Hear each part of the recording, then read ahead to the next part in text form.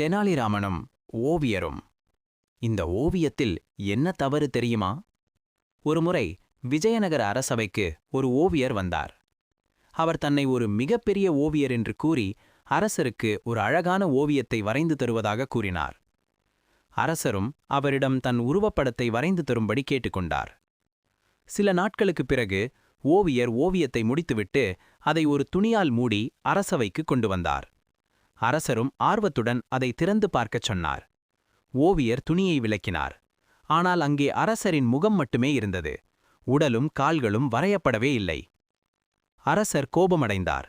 என்ன இது, என் உடம்பை காணோமே, இதையா ஓவியம் என்று கொண்டு வந்தாய் என்று கர்ஜித்தார். அதற்கு அந்த ஓவியர், மன்னா, மன்னிக்கவும், இது ஒரு விசேஷமான ஓவியம். அரசரின் முன்பக்கத்தை மட்டும் வரைந்தால் அது நன்றாக இருக்காது என்பதால் நான் அரசரின் பின்புறத்தை வரைந்திருக்கிறேன்.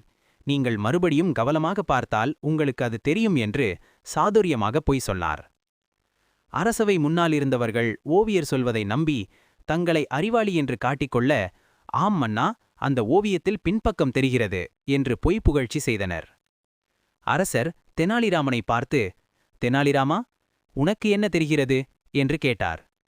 தெனாலிராமன் அந்த ஓவியத்தை உற்று பார்த்தான். அவனுக்கு தெரியும் ஓவியர் செய்தது ஏமாற்று வேலை என்று. உடனே அவன், ஆமாம் மன்னா, எனக்கு நன்றாக தெரிகிறது. ஓவியர் மிக அற்புதமாக வரைந்திருக்கிறார். அரசரின் பின்புறத்தை வரைந்ததால் அரசரின் கால்கள் பின்னால் மறைந்திருக்கின்றன. இந்த ஓவியத்தை வைத்துக் கொள்ளுங்கள்.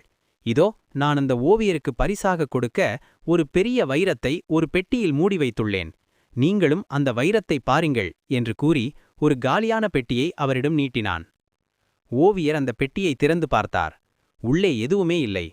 மன்னா, இதில் ஒன்றுமே இல்லையே என்று பதறினார். தெனாலிராமன் சிரித்துக்கொண்டே, ஓவியரே, அரசரின் பின்புறத்தை ஓவியத்தில் வரைந்தது போல அந்த வைரத்தின் பின்பக்கத்தை இந்த பெட்டியில் வைத்திருக்கிறேன். அதையும் உங்களால் பார்க்க முடியவில்லையா என்று கிண்டலாக கேட்டான். அரசவை முழுவதும் சிரிப்பொலி எழுந்தது. அரசர் ஓவியரின் ஏமாற்று வேலையை புரிந்து கொண்டு அவரை அங்கிருந்து விரட்டிவிட்டார். தெனாலிராமனின் சமயோசித புத்தியை பாராட்டி பரிசுகள் வழங்கினார். இன்னும் இப்படிப்பட்ட நகைச்சுவை கதைகள் பார்க்க லைக், ஷேர், ஃபாலோ, சப்ஸ்கிரைப் பண்ண மறந்துடாதீங்க.